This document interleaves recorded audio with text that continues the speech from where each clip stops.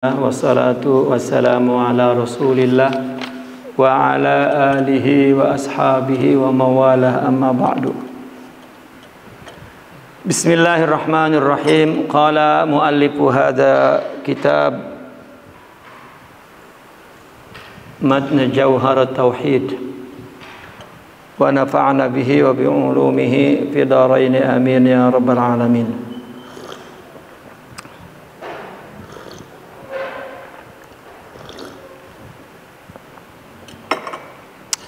Allah. Bil mu'jizati uyyidu takarrama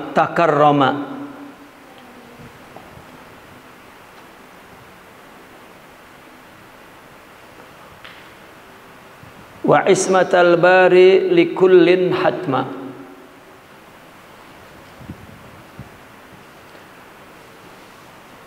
Bil mu'jizat uyyidu, dengan mukjizat, uyyidu didukung, diperkuat, uyyidu.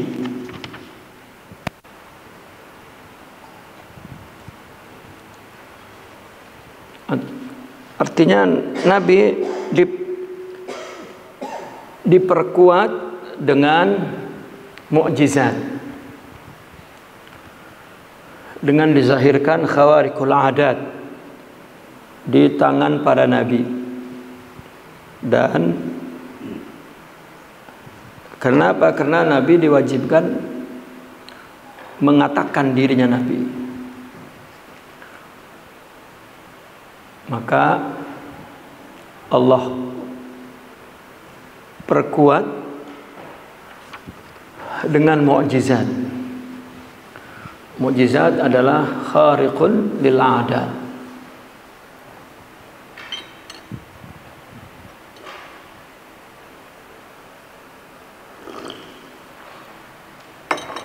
Sebagai bukti kebenaran Nabi, mukjizat itu mesti ditandai dengan pengakuan nubuwah, bahwa saya Nabi, bahwa saya Rasul.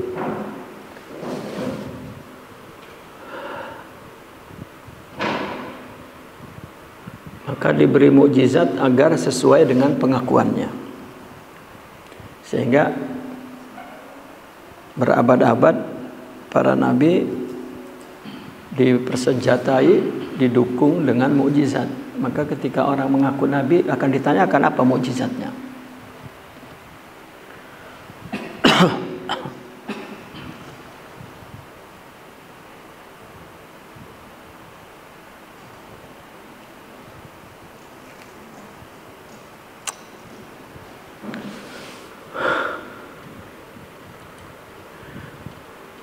Seperti ucapan Nabi yang maknanya, yang kata-katanya sedikit tapi maknanya dalam, luas, abadi, ya, itu juga mukjizat.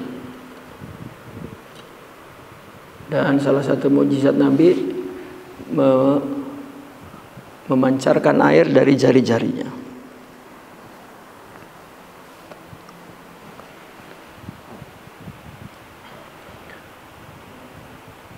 Dan nabi-nabi lain seperti Nabi Ibrahim tidak terbakar, ya, di tumpukan api. Nabi Musa bisa membelah lautan. Itu juga mukjizat yang, ya, uyyidu, mereka didukung. Tapi takarruman sebagai, yani, penghormatan, tafaddulan.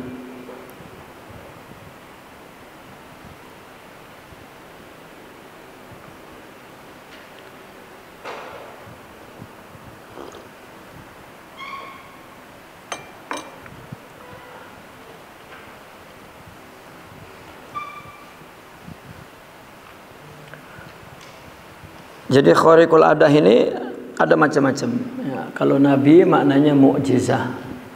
Ya, nabi itu mukjizah. Tentunya ditandai dengan mengaku nabi, mengaku rasul, membawa risalah dan lain sebagainya. Dan sebelum menjadi nabi ada tanda-tanda, ada irhasat. Nah, ya, itu juga salah satu khariqul adah, irhasat itu adalah tanda-tanda bahwa ini nabi, begitu. Seperti apa? Seperti nabi kalau jalan di terik matahari tidak kepanasan, awan terus mengikuti nabi kemana dia pergi. Ini adalah irhasat. Itu juga merupakan khariqul adah. Nah, setelah mengaku nabi, mengaku nubuah karena diberi risalah, diturunkan wahyu, maka Allah dukung dengan mukjizat. Kalau selain daripada nabi, wali namanya al-karamah. Ya, itu karamah itu adalah lahir di tangan hamba yang saleh. Ya, walilah. Dan wali ini nggak ada irhasatnya. Ya, wah, ini bocah calon wali nih. Sering nelen gelas, nelen sendok. Ya.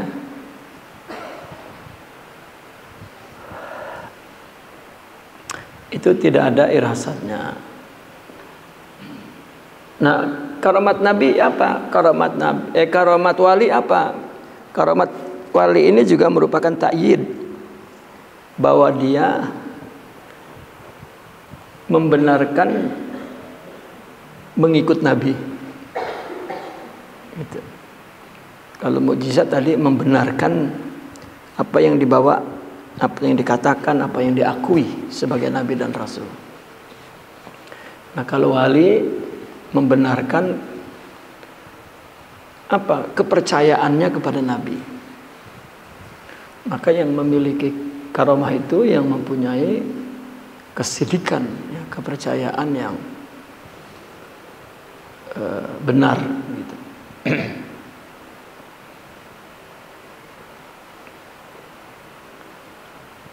Nah, itu karamah. Karamah itu khariqul adah. Khariq itu melanggar, begitu ya. Kharaqa, menerobos, melanggar, keluar adah dari hukum adat, dari hukum kebiasaan. Biasanya naik itu ya pakai tangga 1, 2, 3, ini betul-betul celang ada di atas. Itu namanya jalan dari sini ke Mekah misalnya. Nah, dulu 3 bulan, tahu sampai. Ya, sekarang 9 jam. Itu 9 jam juga sebetulnya merupakan khariqul adah, ya. Apalagi kalau yang naik kapalnya tidur, merem, melek udah sampai. Ya. Itu merupakan apa? Taqaddumu al-ulumi wat teknologia. Itu juga sebetulnya merupakan apa? Keluar biasaan, tapi dalam bentuk maddah, materi. Ya. Kalau dulu kan keluar biasaan itu dalam bentuk gaib. Nabi Sulaiman misalnya dibawa oleh angin, gitu ya. Ilmunya ilmu saipi angin, katanya. Ya, jadi dibawa oleh angin sampai mana gitu. Atau menggunakan jin yang nggak kelihatan. Gitu. Ya, kalau sekarang ya, bukan gaib tapi maddah, berupa materi. Kemudian ada keluar biasaan tetapi di tangan orang fasik. Ya. Seperti Dajjal misalnya.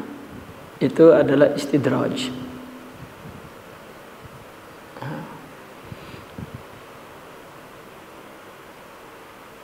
Seluruh para wali itu kalau cerita, kalau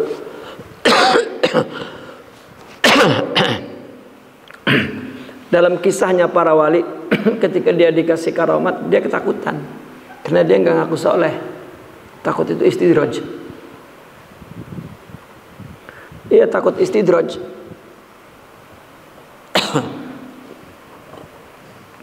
Ya. Kalau kita mau ngakunya karena dia orang sufi, ya, rasanya dia udah dibayang-bayangin bahwa dia ada karomatnya begitu. Itu juga satu penyakit yang belum sembuh. Ya, karena cerita para wali malah, ya, malah apabila terjadi karomah ketakutan. Ya. Ini kita jadi ustadz, ya, dia rajin ibadahnya, ngajar mulu, dia pitajrid lah. Itu udah merasa bahwa kalau yang menghina dia akan durhaka. Itu juga sebetulnya pikiran penyakit. Gitu. Itu penyakit dalam nafsu. Ya. Karena para aulia itu adalah orang-orang yang memiliki akhlak sempurna. Enggak kudu wali dah. Seorang muslim apabila memiliki 3 sifat, dia menjadi ahli surga. Ya. Pertama, menyambung silaturahmi kepada yang memutus. Kedua, memberi kepada yang tidak memberi. Ya. Ketiga, memaafkan orang yang menghinanya. Itu belum wali tuh. Kalau wali malah mencintai kepada orang yang menghinanya. Ya.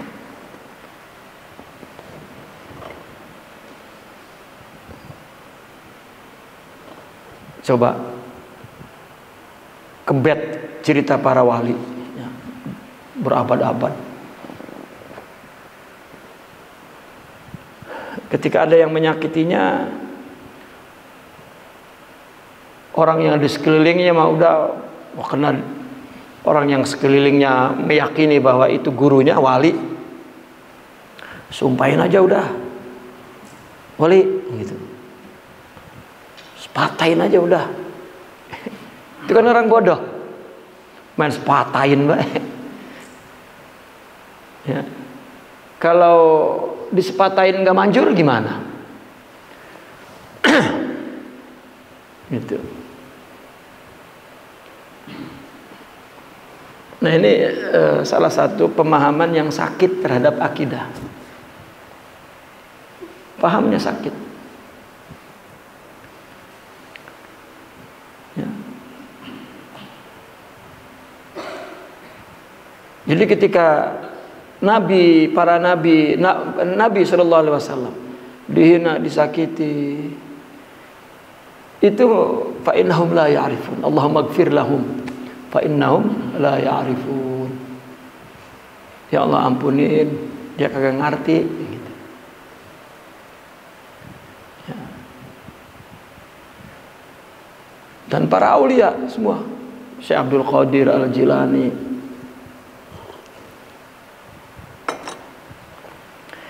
ya, tidak. Karena dia, para aulia adalah jelmaan kasih sayang Tuhan. Rahmah, innama ana ar-rahmatul muhdah. Apalagi zaman sekarang mah agama yang rahmatan lil alamin. Ya. Agama yang rahmatan lil alamin, tetapi ya, berantem jalan terus, kena partai, kena politik, kena beda golongan, beda pilihan presiden. Ya. Yang sebelah sininya ngaku kita ini pokoknya rahmatan lil alamin gitu. Ya, dia calon legislatif atau calon apalah. Nah, ini kelompok yang kita ini rahmatan lil alamin, pilih saya rahmatan. Ya. Nah, kalau rahmatan lil alamin enggak masuk partai. Karena semuanya rahmat.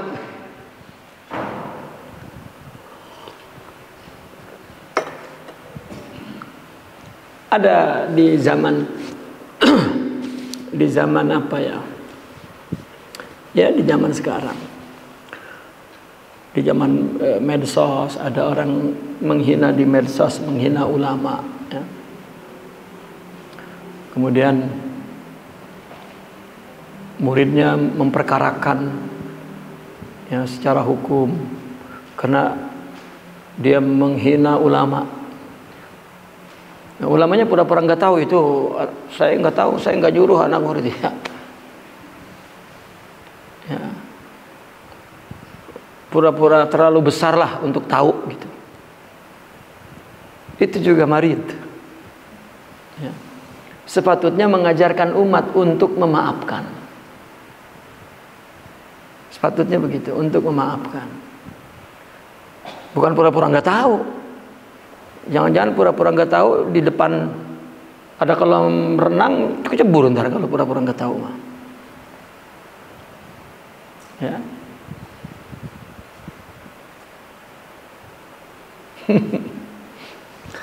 Tahu pura-pura nggak tahu terus kecebur ke kolam. Itu film Dono Indro gitu. Dia ada jadi detektif yang di rupanya yang di selidikinya ada di sebelah sono kolam renang. Dia baca koran gitu berdua sama temennya. Yuk jalan kita pura-pura nggak tahu. Pura-pura nggak tahu bener nyebur ke kolam. Ya artinya orang pura-pura nggak tahu kecebur. Mestinya ajarkan umat, tunjukkan, contohkan. Maafin. Oh, yang dihina nama baik. Wah, karena ulama adalah syiar. Ya. Dia hanya ngejogrok aja sebagai syiar. Nah, ini ya. Ketika ulama tanpa akhlak, tanpa tasawuf seperti itu. Ya. Dulu Rasulullah SAW putranya wafat, Ibrahim wafat. Kalau tidak salah Ibrahim ya, yang wafat masih disusui itu, betul? Masih disusui oleh Sayyidatuna Khadijah.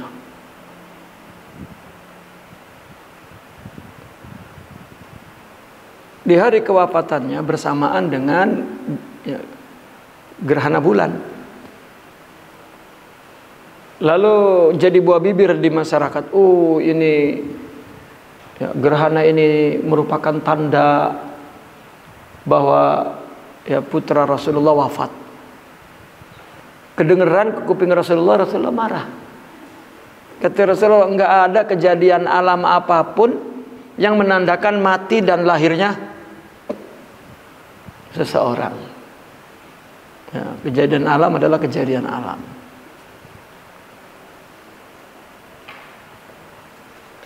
Nah ini bukan orang-orang yang mengajak kepada Allah, tetapi mengajak kepada dirinya, mengajak kepada kelompoknya, mengajak kepada pahamnya.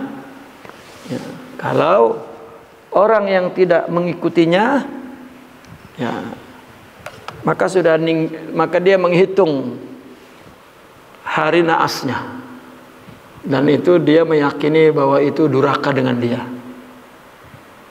Ya. Ini tidak ada begitu.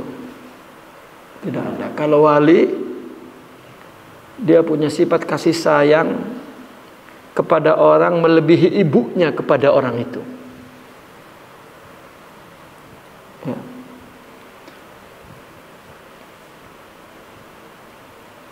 Saya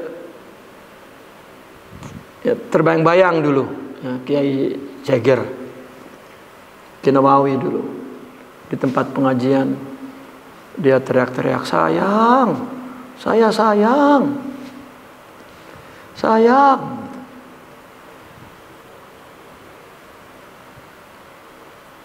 Ya, tapi ngebangsat gitu, sayang.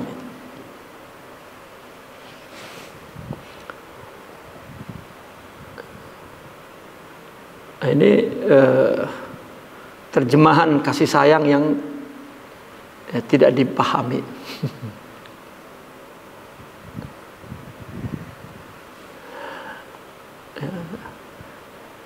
Saya ketika ingat itu dan sekarang melihat makna tarbiyah, makna tasawuf, itu membayangkan, ya Allah, ya.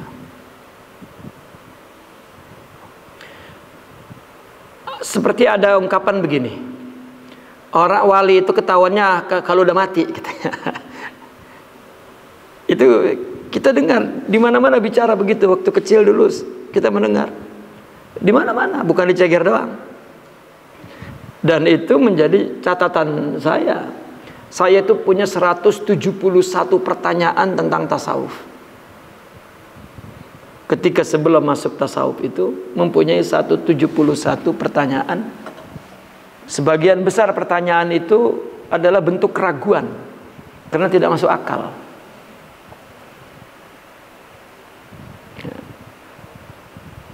Dan saya duduk di ulama-ulama sufi, dari ulama sufi satu kepada ulama sufi lainnya, duduk ya, mengikuti pengajian, dan satu persatu saya dapat jawaban itu.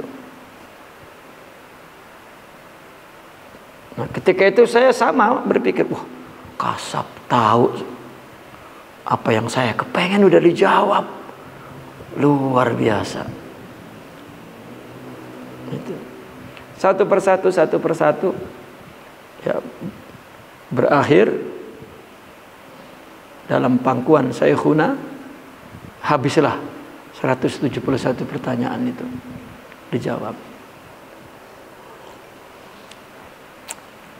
Ketika mula-mula ngaji saya ingat saya pakai songkok songkok warna merah marun, ya, iya, merah marun, songkok merah. Saya hadir di majelis beliau yang keberapa kali lah, gitu. Jadi ya seorang guru pasti siapapun paham kalau ketika ada orang ngaji terus matanya berbinar-binar begitulah, menyimpan sejuta pertanyaan, keinginan tahuan gitu. Karena ketika beliau bicara tuh saya melotot aja dan menyimpan pertanyaan. Akhirnya beliau yang mestinya mengaji itu 1 jam setengah jam berhenti, terus masuk ke kamar. Begitu masuk ke kamar, dia teriak, manggil ahbab yang khadim yang dekat dengan beliau. Itu ada ustadz yang pakai songkok merah, suruh masuk, katanya. Itu jam 10 pagi. Terus duduk, ya. Ketika masa-masa itu beliau selalu negur saya itu, kaif haluka ya ustaz. Ya, itu bukan penghormatan, penghinaan. Kaif haluka ya ustaz.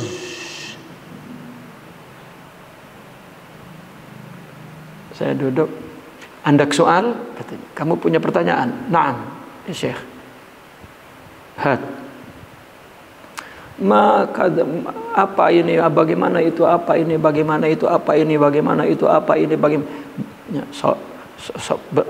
sholat, berhenti sholat, ya, terus diajak makan, habis makan duduk lagi, tanya lagi, dijawab, tanya, dijawab, tanya, dijawab, asar, ya, sholat lagi, duduk lagi, tanya, dijawab, maghrib, duduk lagi terus sampai jam 11 malam. Ya. Di pertanyaan terakhir dia nanya, ada lagi soalan? Saya itu nggak bisa nahan air mata, kata saya. Lah, habis. Baik, Al-Fatihah.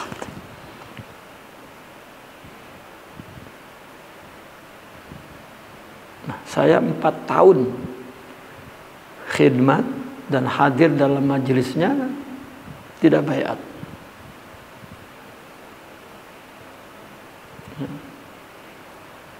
Saya tahan dengan akal yang logik dan rasional untuk tidak terbawa oleh emosional. Saya lawan. Tidak, saya tidak perlu baiat. Tasawuf tidak perlu berbaiat. Yang penting sidiq sama Allah. Tapi lama-lama tidak dapat dibendung.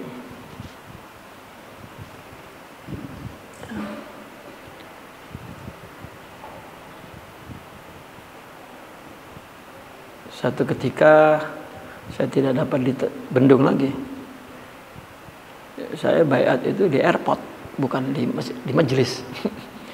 Mau perpisahan. Saya bilang uhibbuk.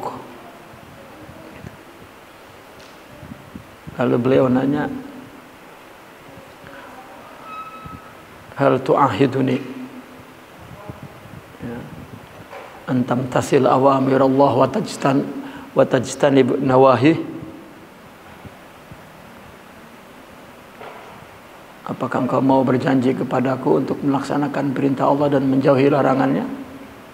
Berjanji. Engkau berjanji menjalankan perintah Rasulullah, menjauhi larangannya? Berjanji, insya-Allah. Itu baiat. Baiat itu dengan talqin berbeda. Kalau talqin la ilaha illallah mungkin tidak dibaiat. Ya, tetapi setiap dibaiat meskipun tidak ditalqin include. Ya. Baiat adalah janji seperti yang butiran yang ada dalam Al-Quran, tidak syirik, tidak, artinya intinya secara global berjanji menjalankan perintah Allah dan menjauhi larangannya, Rasul dan larangannya. Itu baiat.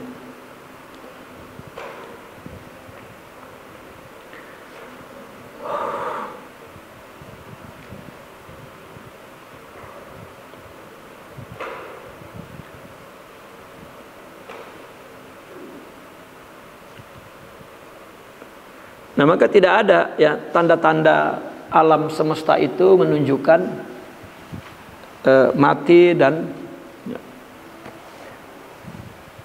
Saya melihat ada satu kelompok gurunya wafat dan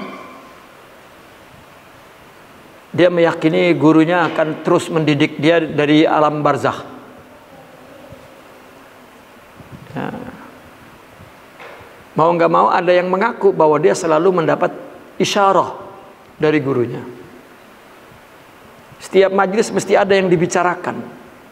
Saya mimpi. Ya. Jadi kitabnya mimpi. Kalau nggak dibumbui dengan mimpi rasanya ya tidak syahdu gitu. Ya, tidak sedap. Ya, bahwa dia seorang yang makbul indallah. Ini adalah min amradin nufus sebetulnya.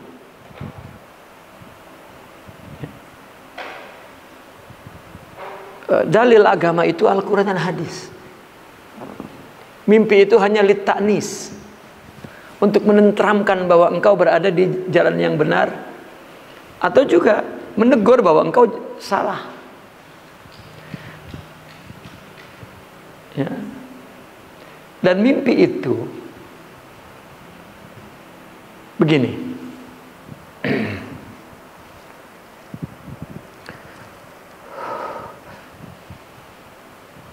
hati itu punya dua pintu. Satu pintu fil batin, pintu itu terbuka.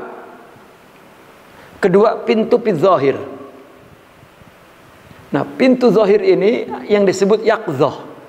Apa yaqzah itu? Yaqzah, jaga, nggak tidur.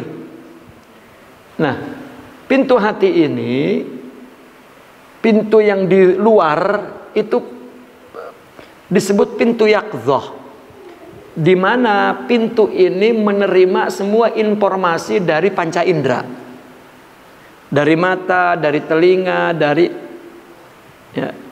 Kalau membaca wahyu Allah, matanya, akal, ya, akalnya, itu semua masuk ke hati. Dia mendengar nasihat, itu masuk ke hati. Tapi kalau tidur, pintu luar ini ketutup. Nah, pintu batin kebuka. Itu lil ahlam, untuk mimpi. Ya. Ini kalau Sidi Abdul Qadir Al-Jilani, ruh jasmani tidur, maka ruh ruhani, ya, ini hidup. Ini dia pergi ke alam malakut, katanya.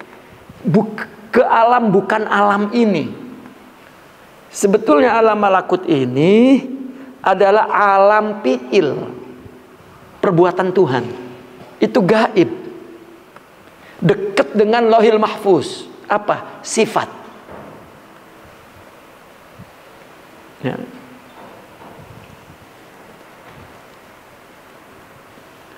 Sifat ini adalah induknya ilmu, di mana hatta manusia, ya, semua sifat-sifat dia itu include dalam ilmu. Maka lihat sifat 20. Apa sifat ma'ani itu? Yang pertama hayatun, kedua ilmun, karena hayah itu identik dengan wujud, hidup itu ada. Orang hidup punya ilmu, karena hidup itu ada, maka zat, ada zatnya. Nah, kemudian ada sifatnya dalam diri zat itu, yang berdiri di zat. Nah, induk sifat adalah ilmu. Ya. Nah, setelah itu, karena hidup dan ada ilmu, berarti semua sifat include dalam ilmu. Ya. Maka di dalam tauhid Asy'ariyah itu sifat hanya 20. Dan itu dikritik oleh saudara-saudara kita. Membatasi sifat 20, hadhihi bid'atun. Padahal ini adalah ilmu, kaidah. Ya, ini pemahaman yang tinggi, ini kemasan akidah yang cantik, ya, dan sempurna, di mana ilmu ini, kaidah ini untuk takribun lil aql, untuk memudahkan akal memahami, jadi dekat sama pahaman akal.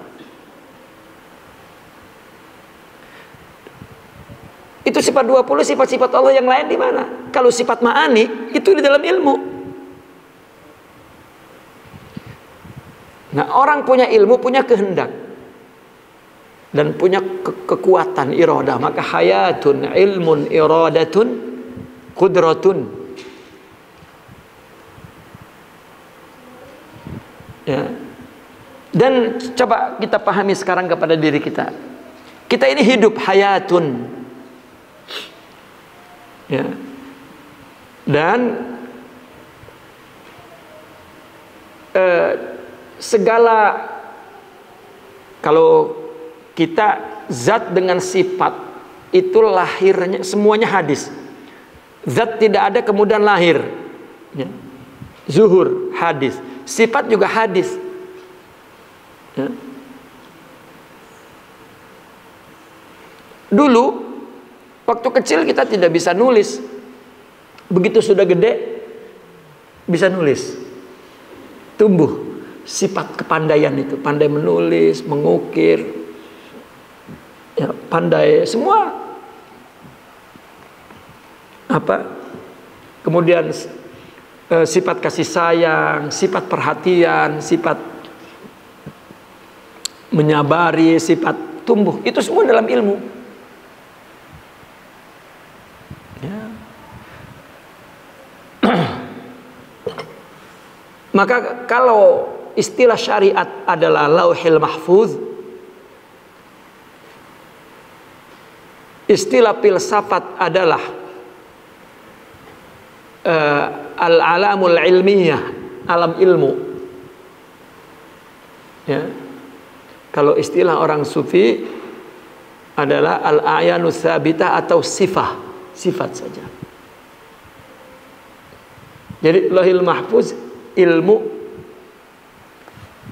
ya, atau sifat, atau alam dakhili, ya, itu adalah istilah yang berbeda tapi maknanya sama. Di mana orang kalau berbuat ini fi'il, itu semua dari mana ya? Dari ilmu dia. Itu markuzun fil ilm.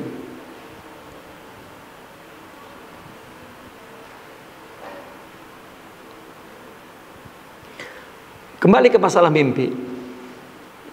Nah, ketika tidur maka pintu batin terbuka untuk mimpi, maka dia melihat ke alam fi'il Allah yang mana dekat dengan alam lauhil mahfuz, ilmu Allah.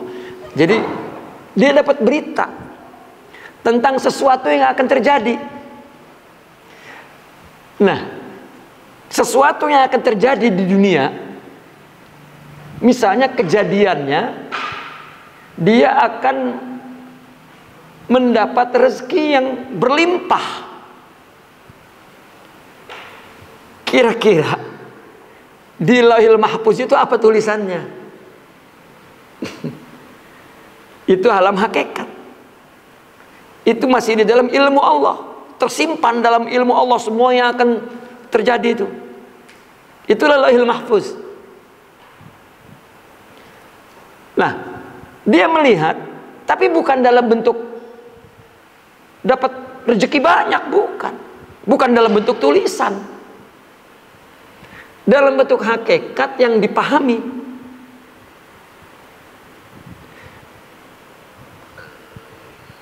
Berupa apa datangnya ke alam mimpi itu? Ya. Maka berupa simbol. Ya, atau mudahnya, ini orang bujang akan dapat istri gitu.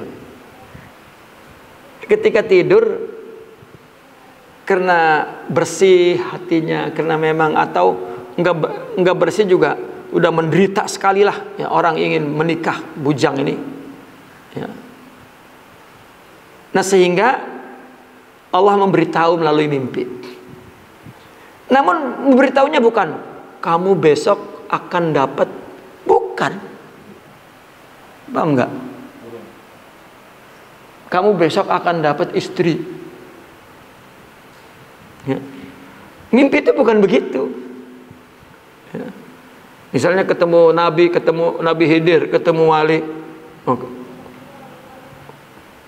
Oh, kamu mau itu, boleh. Mimpi itu, ya,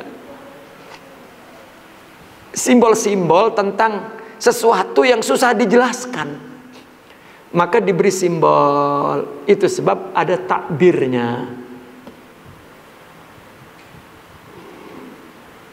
Seperti Nabi mimpinya raja di zaman Nabi Yusuf itu kan, mimpi yang diceritakan dalam Al-Quran, melihat 7 kerbau kurus. 7 kerbau kurus, 7-nya 7 tahun, kerbaunya kesuburan tapi kurus, kemiskinan peceklik. Jadi mengalami 7 tahun peceklik.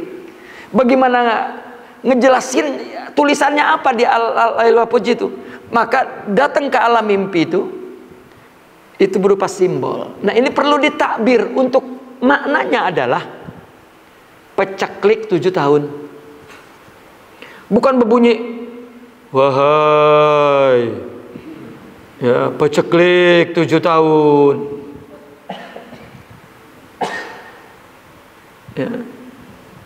Nah, cerita kepada orang yang tidak mengerti, iya aja.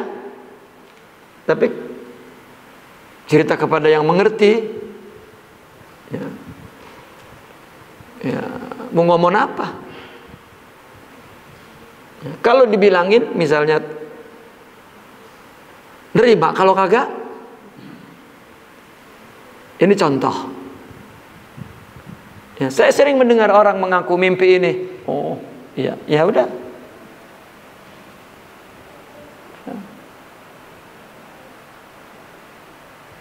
Gara-gara mau ngawinin anak, anaknya nggak mau, terus mimpi. Ya. Mimpi si Abdul Qadir udah izinin kawin. Kata Abdul Qadir, ya kawinkan. Si Qadir kali itu yang ya. Ada takbirnya. Saya pernah terjadi begini. Saya lagi buka-buka buku mimpi, Tafsirul Ahlam Ibnu Sirin. Ya. Sidi Abdul Qadir Al-Jilani ada di bagian-bagian buku yang terakhir, Al-Ghunyah, Al-Futuhul Ghaib, itu selalu bercerita tentang mimpi dan cara untuk memahaminya, cara mentakbirnya. Saya membaca buku Tabri Mimpi, di situ dikatakan bahwa barang siapa yang membaca suratul Nasr, idza jaa nasrullah, ya, itu maknanya akan mati. Lah kan nggak ada hubungannya. Idza jaa nasrullah, ya, itu artinya akan mati takbirnya.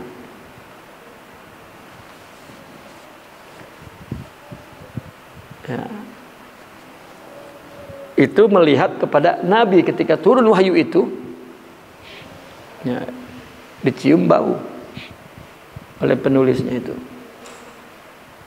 ya, dan melihat tanda-tanda kematian. Lalu setelah seminggu, Syekh Diyauddin waktu itu ada di Sulawesi dengan saya tuh, acara ada seminar tasawuf. Beliau tinggal satu homestay dengan saya, beda kamar. Begitu pagi-pagi beliau manggil saya supaya keluar dari kamar, pengen sarapan bareng. Jadi saya duduk. Tiba-tiba beliau bercerita, mimpi saya sini. Mimpi apa? Saya membaca surat An-Nasr di depan Abuya Amran katanya. Saya kaget. Saya pandang matanya. Beliau sadar nggak ngucapin begitu? Ngerti nggak ada takbirannya? Takbirannya apa? Saya nunggu, waduh. Ya. Meskipun jarak antara ngimpi ke wafatnya itu beberapa tahun. Jadi saya ngitung setahun, 2 tahun, 3 tahun, 4 tahun lah, nggak mati-mati kita. Ya, kena takbir. Ya. Bukan ada suara kamu mau mati, lah bukan. Ya. Begitu juga Al-Quran tuh, kalamullah, ya. Ketika disampaikan, ditulis, itu tulisan bahasanya bahasa akal. Maknanya adalah sesuatu yang dikandung oleh akal. Isinya tentang hakikat yang gak kelihatan. Namun Al-Quran, makna lafzinya itu syariah, dan ma'aninya itu hakikat yang dipahami oleh orang sufi.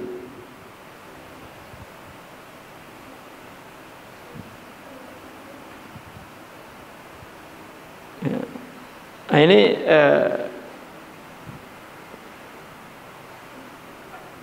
kenapa saya bawa ke sini? Karena mereka para aulia itu tidak menginginkan karomah.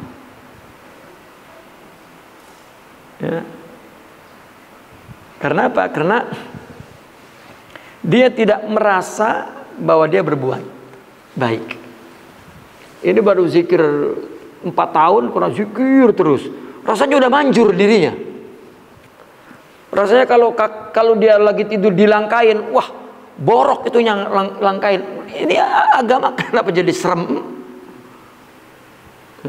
Bisa itu ngelangkain wali, borok loh. Ini ya, pemahaman pemahaman begini ini pemahaman apa ya, sebuah memori kolektif tentang keheroan, heroisme. Apa hero? Kesatriaan. Bukan nubuwah, bukan wilayah. Itu rahmat.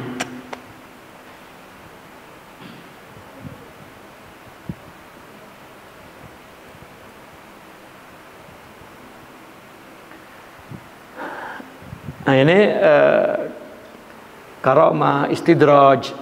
Ya. Nah istidraj, bahkan wali itu takut istidraj. Bahkan mereka, para sahabat dakwah ke satu kampung. Ya. Ketika dakwah ke satu kampung, dakwah itu aman, lancar, ngeleser gitu, nggak ada tantangannya. Ya. Mereka bertanya-tanya, ini kenapa ya Allah? Ya. Kenapa jadi begini? Gitu. Karena di dunia ini diciptakan baik buruk. Nanti baik itu lawannya buruk. Orang baik ini orang yang belum baik.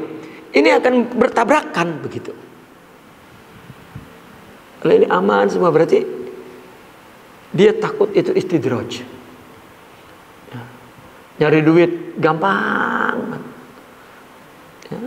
Itu jangan, wes ini rezeki anak soleh, maklum. Kita mau banyak zikir, maklum. Berkah, maklum. Nah.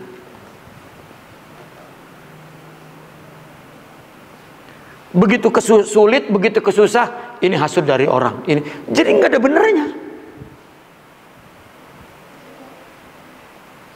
Orang dagang, tukang bakso di sini tukang bakso, ini nggak laku, ini laku. Terus katanya nggak laku, wah dia ada pemakainya itu. Ya. Padahal orang ngasih rezeki, Allah ngasih rezeki tanpa ada sebab alasan apa-apa.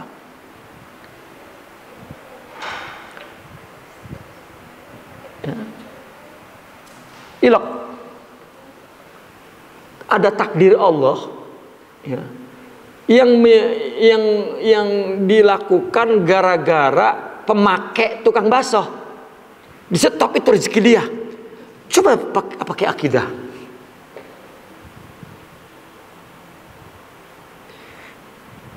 Lah yang bukan satu tempat pakai ada 2 tukang bakso, lah yang satu kalah lah.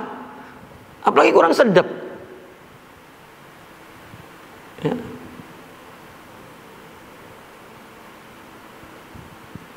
Mestinya yang ditingkatkan adalah kualitasnya.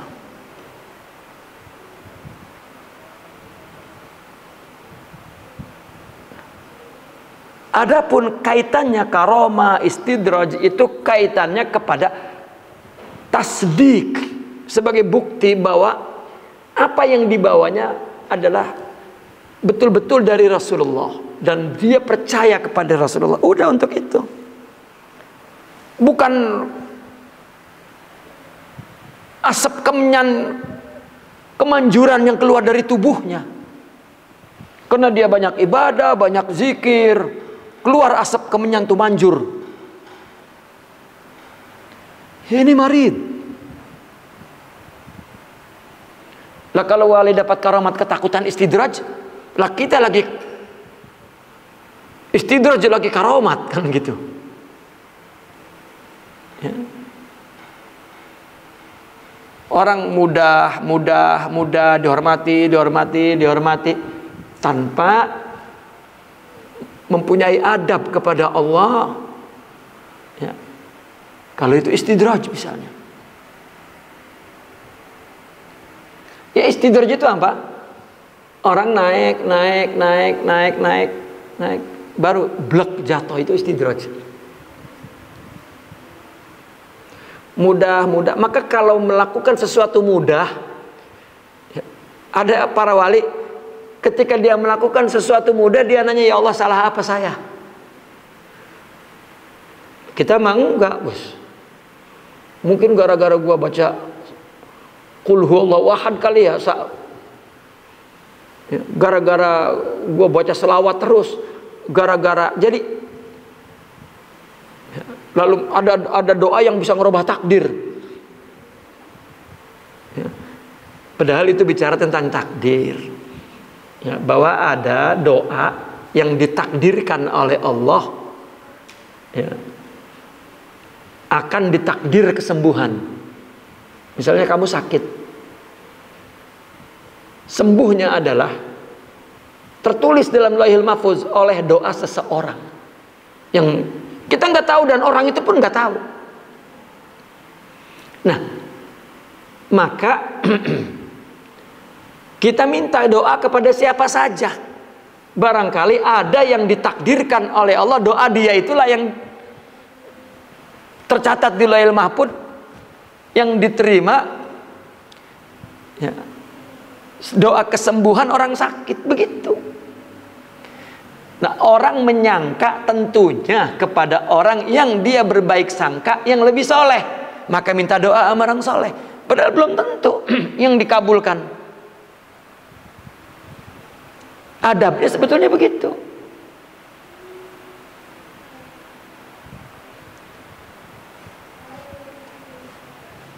Nah, ini istidraj. Ya. Kalau mudah aja ini berkah. Lalu ngelihat orang yang susah itu karena ngelawan sama ulama, melawan lah. Itu ulama jadi benalu rahmat Allah. Lah orang kafir pol kata orang Jawa, lah hidup nyenyak, nggak ada urusan. Dan pemahaman ini mesti dirubah karena ini satu penyakit dalam pemahaman agama.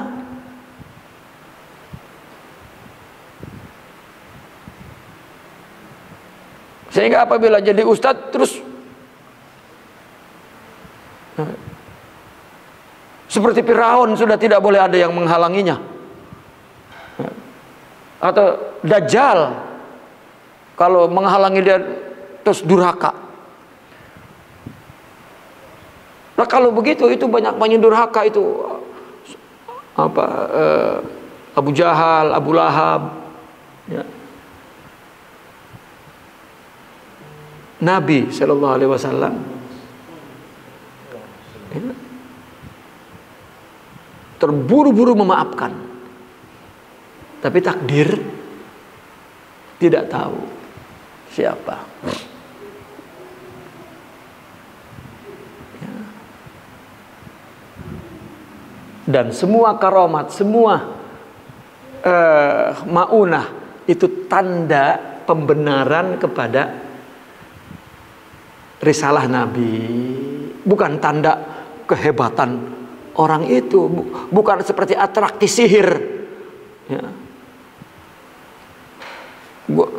Sumpahin jadi monyet gitu, kan sihir, jadi permainan. Karomat tidak begitu. Ya. Karomat datang untuk membenarkan bahwa apa yang dibawanya adalah risalah Rasulullah SAW. Dah.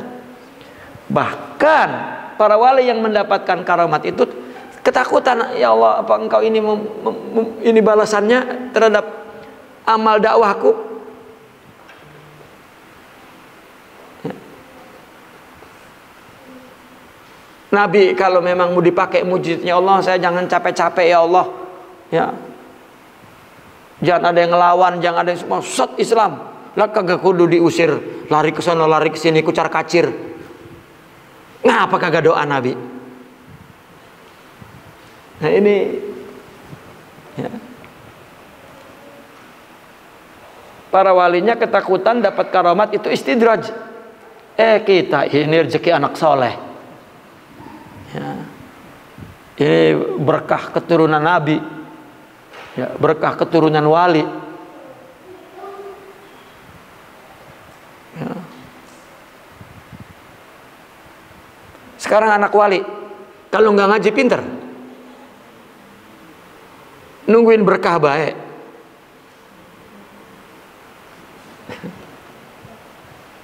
Wah dia mah anak keturunan wali, kalau nggak ngaji nggak ngapa-ngapa.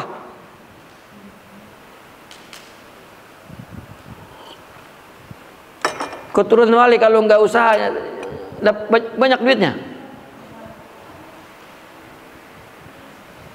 Keturunan Nabi aja banyak yang tukang, banyak yang nyapir. Nah ini bukan di situ memahami karomah, memahami maunah, bukan. Ini istidraj untuk orang yang fasik. Ada satu lagi maunah ya. Ya, maunah ini adalah untuk orang mukmin secara umum. Ya, tetapi tidak diketahui bentuk kesolehannya itu mastur, ya, masturul hal mukminnya. Ini dalam kehidupan nih kita nggak tahu, banyak orang mukmin yang dapat maunah, nggak tahu kita. Masturul hal itu maunah, nggak perlu dicari-cari. Itu nama pertolongan Tuhan, nama keluar biasaan yang terjadi pada pada umat Islam, pada pengikut ajaran Nabi ya. Orang berdakwah kemana-mana aturan mendapat halangan, mungkin ada pertolongan yang dia sendiri nggak ngerasa. Kalau maunah itu dia tetap selamat saja, kena mastur. Kalau maunah itu, kalau wali ada yang dia tunjukkan misalnya. Jadi begini, kalau sudah wali itu orang yang sudah tidak ingin apa-apa. Pahami baik-baik. Orang yang sering melawan keinginan nafsu sampai nggak pengen, sampai raghbahnya hilang, ya, nggak kepengen. Maka dia ini orang yang selalu mendapatkan apa yang diingini Allah terus. Coba tahan. Makanya ada ungkapan begini, man taraka syai'an lillah abdalahullahu khairan minhu. Barang siapa yang meninggalkan sesuatu karena Allah, Allah akan ganti yang lebih baik ya. Tahan kepengen. Nah ketika tahan kepengen itu, maka dia hidup itu tidak dikeruhkan oleh berbagai takhayulat, tomaat, ya. Khayal ingin ini, amal angan-angan, apalagi tomaat, ketamakan, ya. Apalagi terus hasad, hiqad, ya. Ini kacau sudah. Padahal dia dikasih rezeki oleh Allah juga banyak, udah merasanya kurang aja. Nah ketika orang itu sudah tidak punya keinginan bersih, nggak pengen apa-apa ya, maka apa yang terjadi pada dia itu keinginan Allah.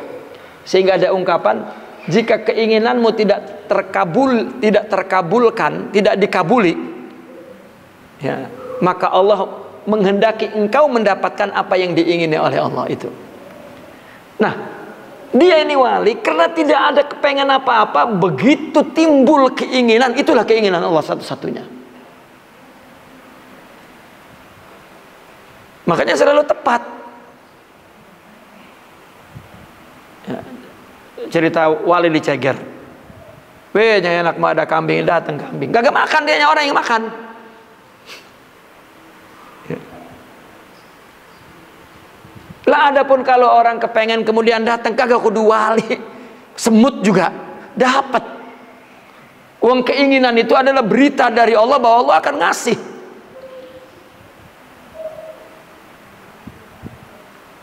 Ini akidah itu mesti dakik betul memahami itu.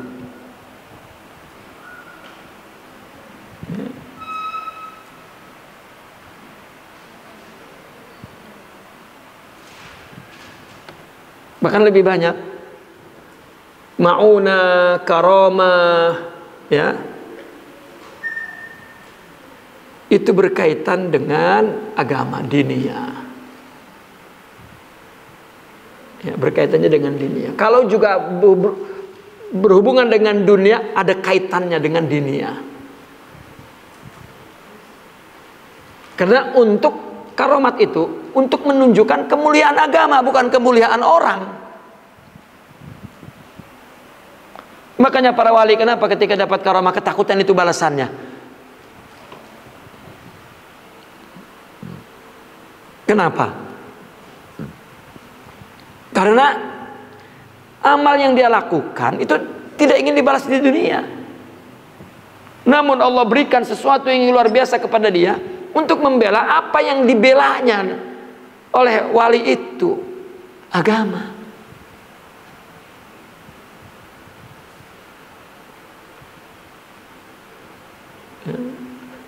Hatta dalam cerita-cerita awam aja kan di film dah.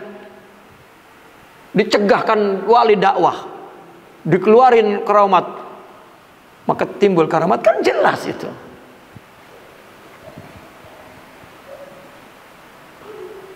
Ya, bukan urusan dia hidup, makan, minum, bukan. Ya. Banyak wali yang hidup dalam kesusahan sampai mati. Dan dia tetap nyaman, bahagia. Mana karamatnya? Ya. Namun ketika perang dan banyak tentara Islam yang lapar, wali yang miskin, maka gak sering makan enak, tiba-tiba makanan enak. Itu pun gak makan dianya. Enggak, bukan berarti udah bertahun-tahun gak makan enak. Wah, ini karamat. Din karamat itu. Ya bukan sirkus yang ditampilin kapan saja dia mau. Itu tidak begitu. Nah, kalau mukjizat aja itu ditandai pengakuan Nabi untuk menunjukkan kebenaran yang dibawanya, terus karamat maunah ini cerita itu sebab dimasukinnya ini ke bab akidah. Maka ada ulama yang berdapat begini, mestinya karamat, mukjizat itu jangan dimasukin ke bab akidah, dimasukinnya ke bab sejarah. Ya. Kenapa? Karena itu cerita. Bagi orang yang belum mengalami itu cerita. Ini karena di bab akidah, akhirnya salah memahaminya. Wah, saya udah wali ini, ada karamatnya.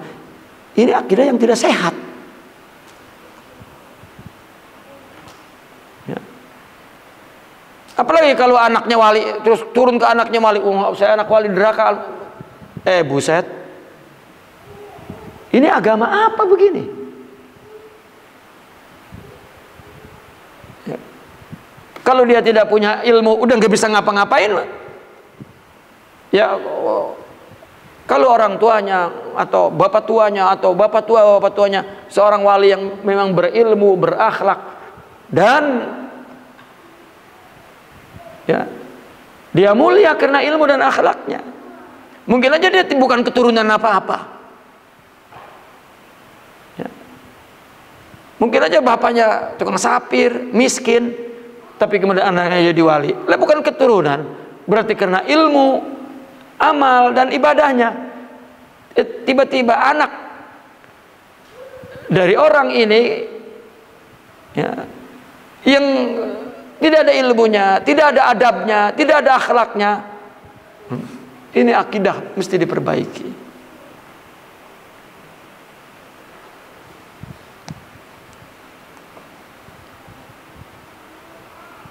Ini masalah karomah. Ya, karena ketika bicara bil mu'jizati uyidu takarruma, ini mesti kita terangkan bahwa di bawah mukjizat ada karomat, di bawah karomat ada ma'unah, dan di bawah itu ada istidraj. Ya, bahkan satu lagi al-ihanah. Ya, di bawah makna khawarikul adah, mu'jizah, itu setelah dia mengaku nabi dan rasul. Irhasat, itu sebelum dia mendapat risalah. Karamat, itu untuk orang yang menjadi kekasih Allah, orang yang soleh. Ma'unat, untuk seorang mukmin, tetapi masturul hal keadaannya. Kemudian istidraj, untuk orang yang fasik. Dan yang terakhir adalah al-ihanah. Ya, kejadian yang luar biasa itu adalah sebagai bentuk penghinaan Allah Subhanahu wa taala. Ya, seperti ada orang ngaku nabi, ya, nanti Allah bikin kehebat, itu ihanah. Kalau istidraj adalah orang fasik, orang muslim masih, tapi fasik. Dajjal misalnya. Ya. Wa ismatul bari likullin hatama. Dan ismatul khaliq, pemeliharaan Allah likullin, kepada setiap para nabi itu. Ya. Likullin, kepada setiap para nabi, hatman, sesuatu yang pasti. Hatman yakni pastikan, yakini akan wajibnya ismah. Ismah itu apa? Maksum. Ismatul bari, penjagaan Allah kepada para nabi, itu maksum namanya. Ya. Wa ismatul bari likullin hatma, ya. Pemeliharaan, penjagaan, artinya pemaksuman yang diberikan oleh Allah likullin, kepada setiap, ya, likullin minal anbiya'i, ya, kepada para nabi war rusul. Ya, hatman itu. Wal malaikah, ya, dalam akidah Ahlussunnah maksum itu rasul, nabi dan malaikah.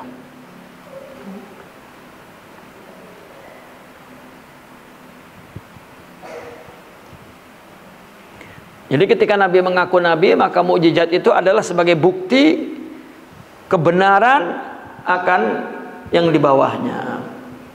Nah, ismah ini sebetulnya hifz. Nah, di dalam tasawuf itu ada kata ismah, seperti perkataan Imam Syafi'i. Ya. Kata Imam Syafi'i apa? Sahibtu as-sufiyah 10 sinin. Ya, aku menjadi murid orang sufi selama 10 tahun.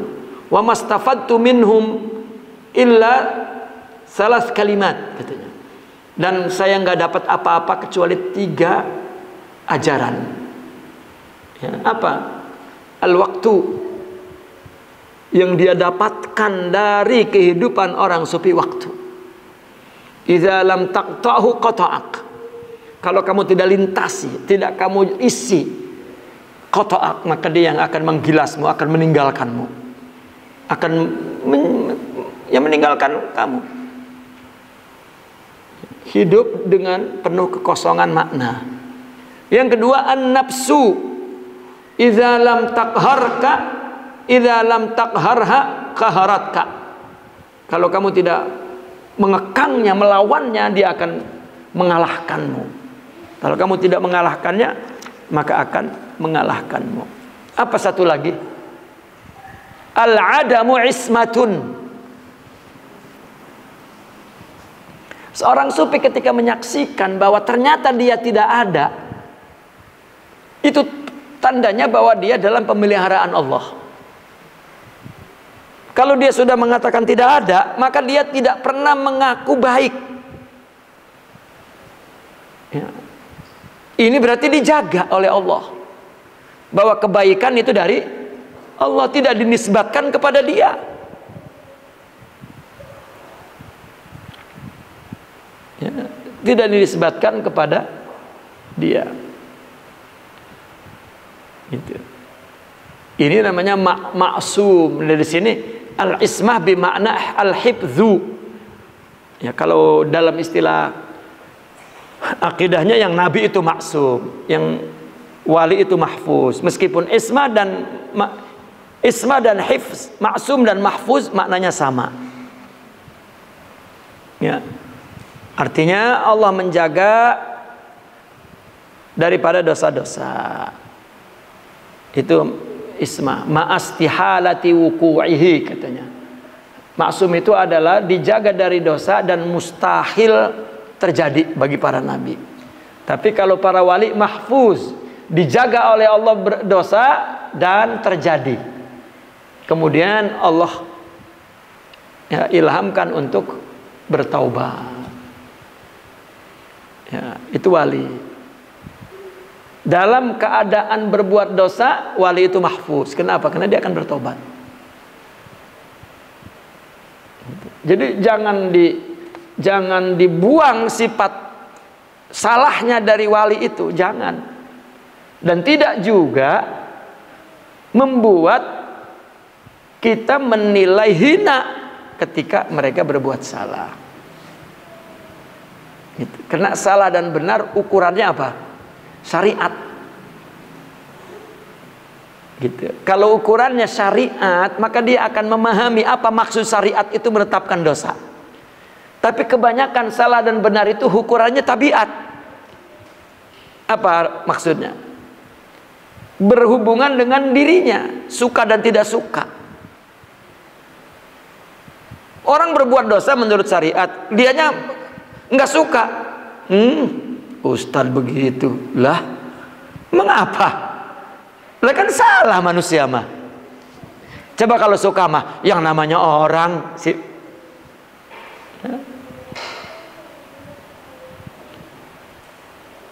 Nah, itu sebab orang yang telah bersih maka tidak ada urusan ya dengan orang suka dan tidak suka.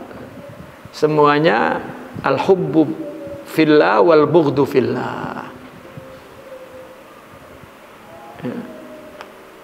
Sesama ukhuwah dalam Islam, ketika saudara kita di dalam Islam ini melakukan dosa, ya, kita benci itu adalah perbuatannya itu dibenci agama, orangnya jangan. Kalau juga orangnya adalah untuk menunjukkan bahwa dia salah sebagai nasihat, bukan sebagai ustaz aja begitu lah. Ini namanya baik buruk berdasarkan tabiat, bukan syariah. Tabiat. Ya, kan orang nggak bisa bedain. Kenapa? Karena agamanya agama nafsu, bukan agama hub. Ya. Ketika dia mendengar melakukan kesalahan, terus. Nah ini. Kemudian wa khussa khairul khalqi in qad tamima bihil jami'a rabbuna wa ammama. Wa khussa, dan dikhususkan. Apa khairul khalqi? Sebaik-baiknya makhluk, yaitu Nabi kita Muhammad sallallahu alaihi wasallam, dikhususkan dengan keistimewaan yang tidak dapat dihitung, tidak dapat ya. Maka kalau ada yang menghitung pujian kepada Nabi, itu ternyata 99 pujian sama dengan 99 Asmaul Husna. Ya. untuk menunjukkan khairul khalqi. Ya, bukan ketakutan memuji Nabi itu nanti menyembah Nabi, tidak. Itu agama tanpa hati, tanpa ya, hati itu hanya agama akal dan agama zahir, fisik. Agama tulisan, bukan agama makna. Ya.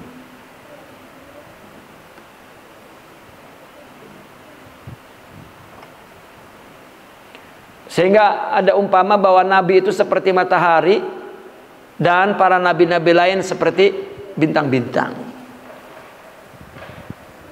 atau seperti ada yang seperti bulan.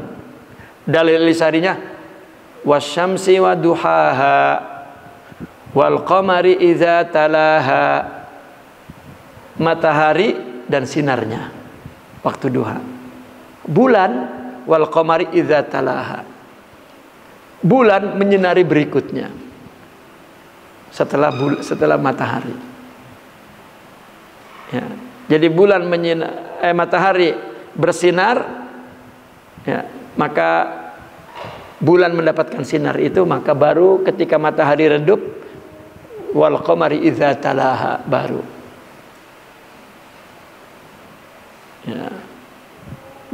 Wasyamsi wa duhaha Sayyidina Muhammad sallallahu alaihi wasallam, wal qamari idza talaha itu para nabi, ya, para aulia. Kenapa para nabi dan para aulia, para ulama ummati ka anbiya Bani Israil. Ya. Bahkan makna al ulama warasatul anbiya. Jadi para ulama itu ada yang mendapatkan waris Nabi Muhammad SAW seperti para nabi mendapatkan waris.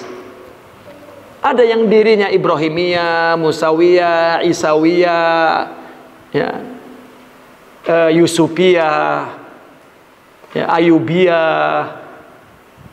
Maka dibikin 24 itu. Ya, ada 24 model kerohanian. Maka setiap abad, ya, setiap zaman ada model waris Nabi Muhammad SAW kepada ulama, ada 24. Seperti sebelum Nabi Muhammad ada 24 nabi. Ya, itu pendapat menurut Sidi Abdul Ghani An-Nabulsi. Maka beliau mengatakan setiap abad aku melihat ada, ya, Ibrahim, ada Nuh, ada Hud, ada. Ini yang dikatakan yang dikatakan khurafat, ya. Orang sufi meyakini bahwa Nabi hidup lagi, ya. Karena agamanya tek, jadi apa yang ada di tek dipahami berdasarkan tek, ya. Padahal orang sufi bicara ma'ani, makna. Bahasa itu hanya simbol, ya. Inilah khussa khairul khalqi an qad tammama, ya, dimana telah sempurna bihi ya, an qad tammama itu alifnya sebetulnya tidak ada alif, ya, itu alif rawi, ya, di dalam qafi itu qafiyah, ya, di dalam qafiyah itu, di mana qad tamama bihil jami'u rabbuna, Allah telah menyempurnakan, Tuhan kita telah menyempurnakan semua. Artinya telah menutup semua para nabi itu. Wa khussa khairul khalqi an qad tamama bihil jami'u rabbuna wa ammama itu. Bukan hanya Nabi itu dikhususkan khairul khalqi dan dia adalah tammama bihil jami'u rabbuna, penyempurna. yakni penyempurna di sini maksudnya ikhtitam, khataman nabiyyin. Wa ammama, dan agamanya untuk semua, bukan untuk satu golongan. Ya, itu maksudnya. Kemudian bi'satahu fa syar'uhu la yansakhu bi ghairihi hatta zamani yansakhu yunsakhu.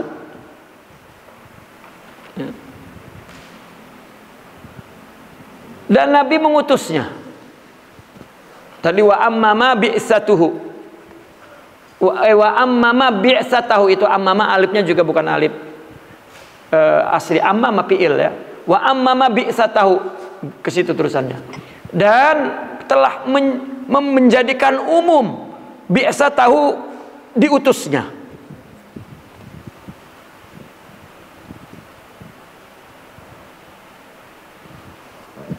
Umum untuk semua orang mukallaf, manusia dan jin, semuanya. Ini yang dikatakan wa ma arsalnaka illa kafatan linnasi basyiran wa nadhira. Ini kafatan linnasi, ini qad wa ammama bi'satahu fasyar'uhu la yunsakh. Syariatnya tidak disalin lagi. Kan kalau nabi-nabi dulu syariat disalin nama nabi berikutnya, disalin nama nabi berikutnya, disalin nama nabi berikutnya. Setiap apa yang disyariatkan oleh Nabi, ya, kemudian dirubah lagi oleh Allah. Yang dulu dibolehkan, ini tidak dibolehkan. Yang dulu dilarang, kemudian dibolehkan, dan selalu begitu. Itu tujuannya apa? Tujuannya agar orang mengikuti Nabi, bukan mengikuti Allah. Ya. Intinya bukan mengikuti apa yang telah ditetapkan sipulan. Mungkin nabi-nabi dulu datang mengatakan ini tidak boleh, begitu nabi berikutnya ini boleh. Apa tujuannya? Agar dia hanya mendengar Allah, bukan ngikut para nabi. Ya. Kalau seorang sekarang masih, oh saya menabinya Isa, saya menabinya, ini tidak benar. Karena disalin, kecuali setelah nabi datang la yunsakh. Tidak disalin lagi. Ya, maka enggak ada yang tidak mengikuti Nabi. Semua wajib mengikuti Nabi sallallahu alaihi wasallam. Lianna pasyar'uhu la yunsakhu, sementara bi ghairihi yunsakhu, ya, hatta zaman. Ya. Maksudnya amma ma bi'satahu pasyar'uhu la yunsakhu hatta zaman. Bi ghairihi yunsakhu, gitu.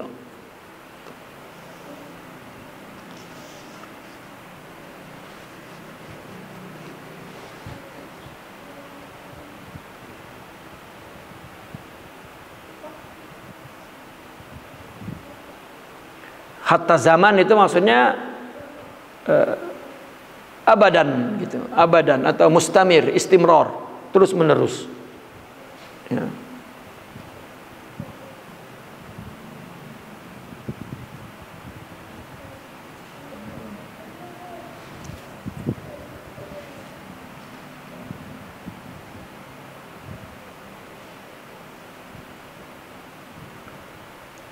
Wa ammama bi'satahu fasyar'uhu la yunsakhu. Ya, fasyar'uhu la yunsakhu.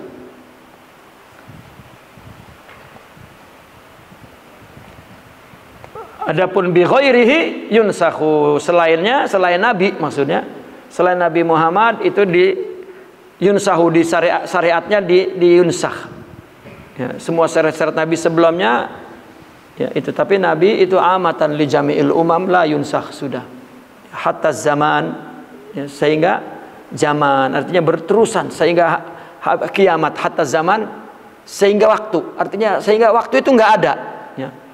Hatta zaman sehingga waktu, kan waktu di dunia ini kan terbatas, ya, sehingga waktu itu habis, itu kiamat maksudnya. Hatta zaman hatta qiyamah. Ya, hatta zaman hatta qiyamah, itu maksudnya. Ya.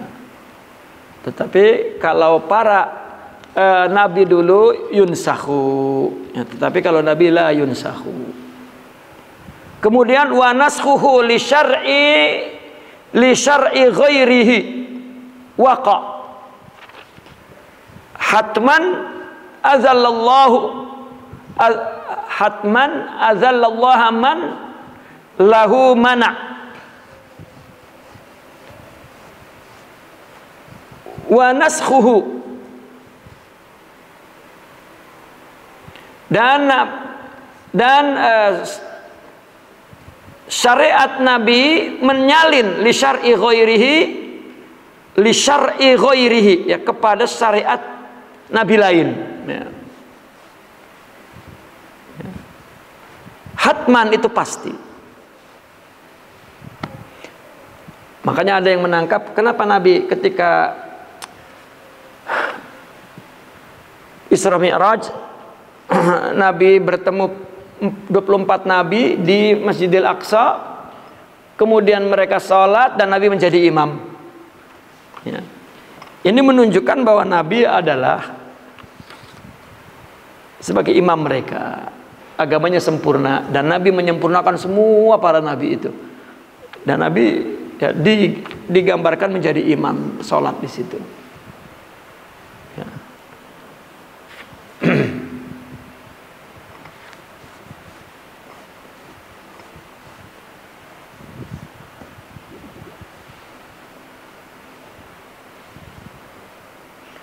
Kemudian azallallaha man lahu mana'. Maka dia merendahkan Allah. Siapa? Orang yang man lahu, orang yang baginya mana'. Mana ini adalah menolak, melarang, mengatakan bahwa syariat Nabi menyalin syariat sebelumnya, ya. Ini namanya merendahkan Allah. Azallallaha, siapa? Man lahu mana'. Orang yang menolak, orang yang tidak menerima, ya. Siapa orang yang mani'un ini? Siapa? Al yahudu wan nasara, ini yang mani'un, ya, orang yang tidak mau mengakui bahwa dia syariatnya sudah disalin sebetulnya, tapi dia tidak mau, ya, menolak, mana', ya. Kemudian wa naskhu ba'di syar'ihi bil ba'di ajazwa ma fi zalahu min ghaddi.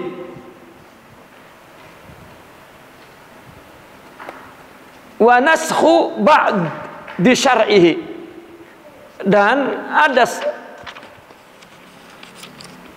sebagian syariatnya menyalin sebagian yang lain. Itu artinya ada hukum-hukum yang disyariatkan disalin dengan hukum lain, ya.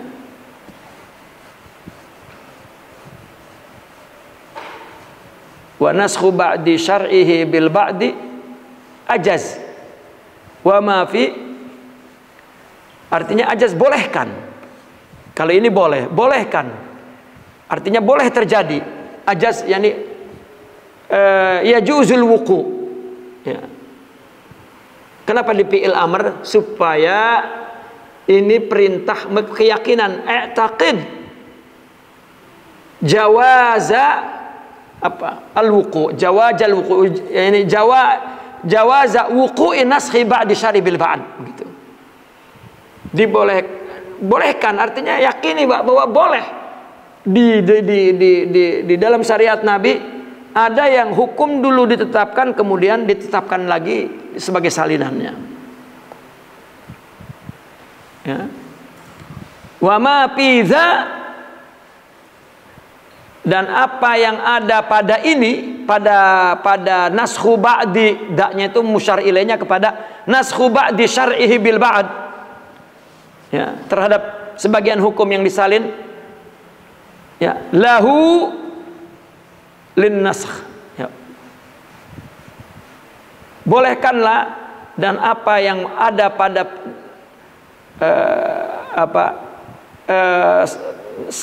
menyalin sebagian syariatnya kepada yang lain, ya. Lahu, bagi nasakh tadi itu, ya, min ghadin, ya. Ya, min ghadin itu, ya. Betul.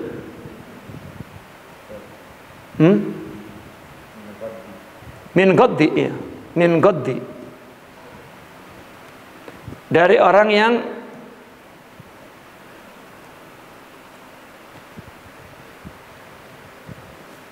apa yang kurang ya, yang kurang. Artinya yang tidak mencegah.